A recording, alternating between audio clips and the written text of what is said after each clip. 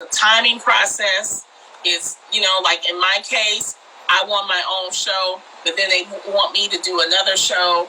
And so I take that because I'm like, okay, let me help someone. It's choices. Wow. It's choices, and and you have to stay relevant. And the thing is that especially when it comes to people of color, you have to get your name out there. You have to have exposure. You have to. If they don't know you, they don't want to give you a chance because it's like that you haven't been vetted. So it's all this process, and I'm saying all of this because I want people to understand that.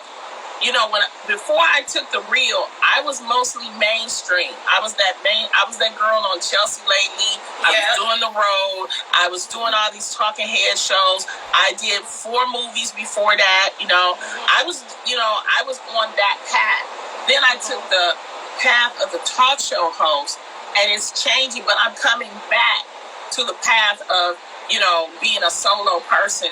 And this is the reason why when you said why Beyonce wanted to be Beyonce, she wanted her own path. When you're with a group, you have to work with that group, and that's fine. But when you know that you have a different type of talent, and I'm nowhere comparing myself to Beyonce, I'm using that as an example of, we needed her to go and soar and do her thing so that we would have the Beyonce of today. So it's like if you have that passion, if you have, that in you, that drive in you, I say stay with it and don't, and Chelsea Handler told me this. She told me, she said, Lonnie, if you get a chance to have your own show, have your own show. And I was like, well, and at the time I didn't understand what she was trying to tell me because I was trying to weigh my options of should I do the reel or should I, stay on this path of, and I felt kind of like, well, I could maybe they gave me a promise that you'll still be able to do your own show. So I was like, okay. And then it was like, I thought, the reel is supposed to help. It was designed to help the communities of color and like actually show that, hey, we're like everybody else and we cry, we want to show how magnificent we are. It's never been done on the daytime TV. Daytime TV always relied on a mainstream person to propel that show. Mm-hmm. And that when you feel that, you feel like, well, maybe that's my purpose for a little while. Maybe my purpose is to stay right here and do this project. But they say I still can do this project too. But the problem is, what you forget, it's a daily talk show. And you got to be there. Mm-hmm. You got to be there. So you can't, if you're doing a network show, you got to be there too every day. And I didn't think about that. And then it goes back to what was I, building a team around me and not being afraid and maybe put a little pause on this and continue my own path because I want people to understand me. And so that, and it's not to get too deep. It's just really my intentions for being on the reel are true. I talk a lot about it and explain all about the studio process in my book. But I want to share my story because there's so many people. I don't care if you're trying to open up a business, if you're trying to get married, if you're trying to graduate from college, you have to have a plan and you're going to have to make decisions. And when you make decisions, you have to have lists so that you decide which decision is right for you. Because, it's like because everybody has somebody that they may have to answer to while you're making these decisions. And in this industry, you have to answer to these studios and networks. And they, you start off one way and then you promised me this. What about here? But we got to do this. Mm-hmm. Do this over here. So. Yeah. But it's good that you're not forgetting your personal legend and why you started your career in the first place. Do you feel like ultimately that you have to put a pause on doing the reel so you can pursue your own sitcom, or do you think it's feasible to have it simultaneously?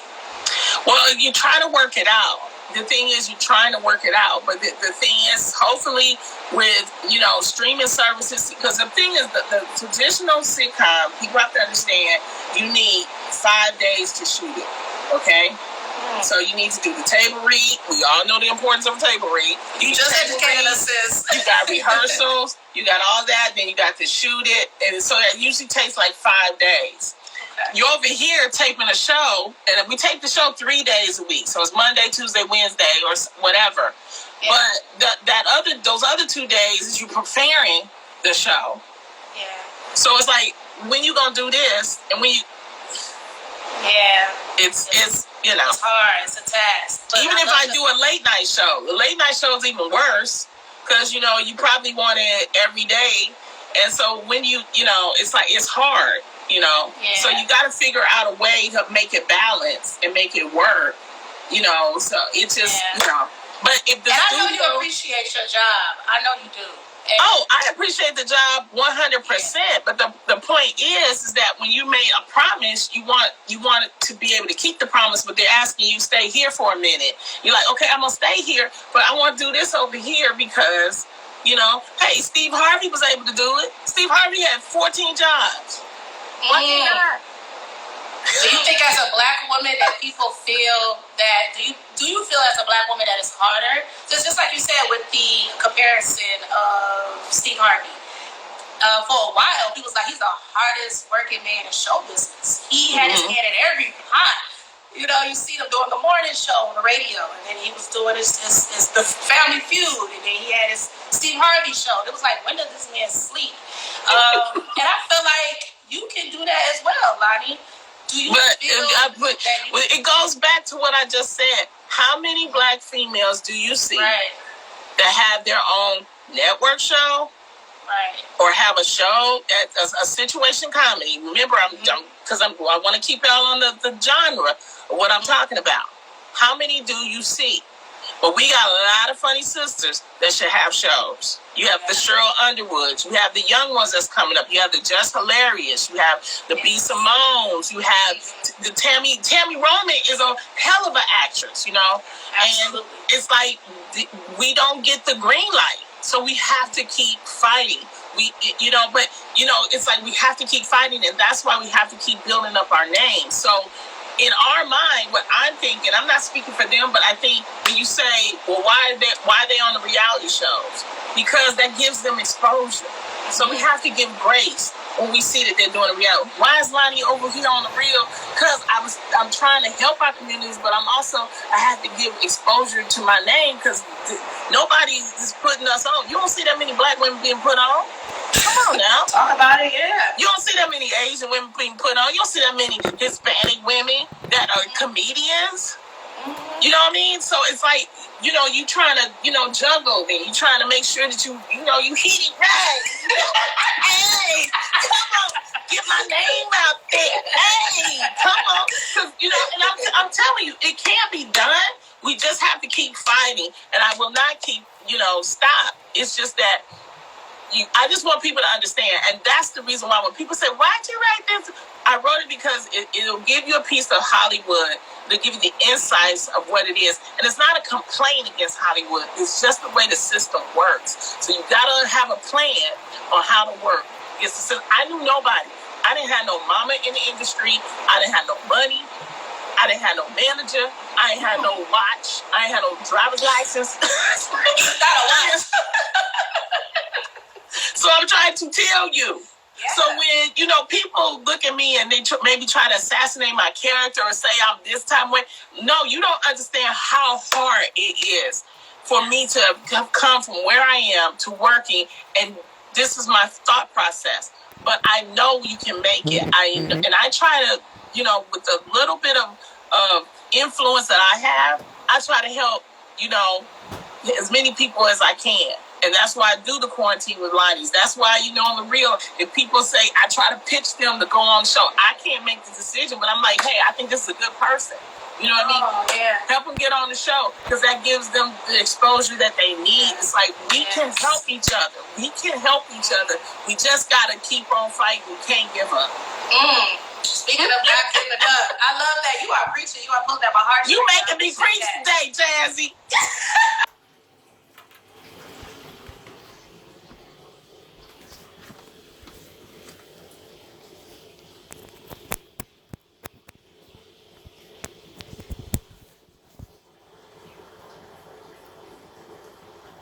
A lot of inspiration going on right there. I was just about to wrap it up with her too. Hold on, just to talk about the book. I see that she's back. Okay. I don't know what just happened, but I'm glad she's back on here. It's too much. It's a lot. I hear you, but I don't see you yet. But it says connected. Come on now. Y'all keep praying. There we go. Woo! The spirit of Teddy Riley has left the building. Thank you, Jesus. Okay, girl. You made it hot with that, for real.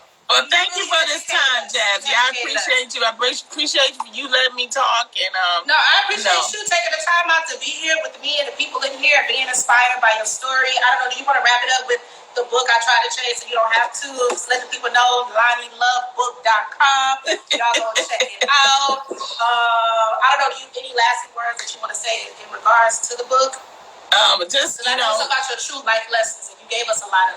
Yeah, and I appreciate y'all for listening and hanging out with me and Jazzie. Tomorrow you can catch me, Tammy Roman, B. Simone, and Robbie Rogers on OWN at 10 p.m. It's called Girlfriends Check-In. And also we're doing the HBCU celebration. Me, myself, Barack Obama, Stephen A. Smith on Undefeated. So y'all just check us out. And thank y'all so much. And I appreciate your time. Thank you so much, sis. I appreciate you too. Lottie, before you go, is there a way I can do a quick 5-question rundown, 1-word answer? Okay. Quick rundown. Okay, let's do it. It's like a little professional segment. Okay, real quick. What? Biggest misconception about Lonnie Love. What is it? That I like brown liquor. You don't? Okay. 2, verses. You already know about the verses of Teddy Riley and the Babyface. If it was a comedic battle between you and somebody else, who would you want to versus with? Oh. Male, female, you know, it don't matter. Oh, I can do a male? Yeah, okay. They can get it too. I can't beat nobody. I'd be in tears. I'm like, what? Stop it. Stop it. And it's not a battle. It's more of a celebration than saying. It's just you two going back and forth. No, you know, if it's comedians, we gonna battle. Y'all be going in, child. Okay. You don't have one for me? No, I don't have one for that. The one thing you learned about yourself during this whole quarantine lockdown, what is it? That I like to cook. Everybody know I like to eat, but now I like to cook. I can cook now. Cooking roast and ducks and goose. Number 4, the one thing you learned about James, your boyfriend, during the quarantine lockdown. That he is still hilarious, no matter what, even under pressure.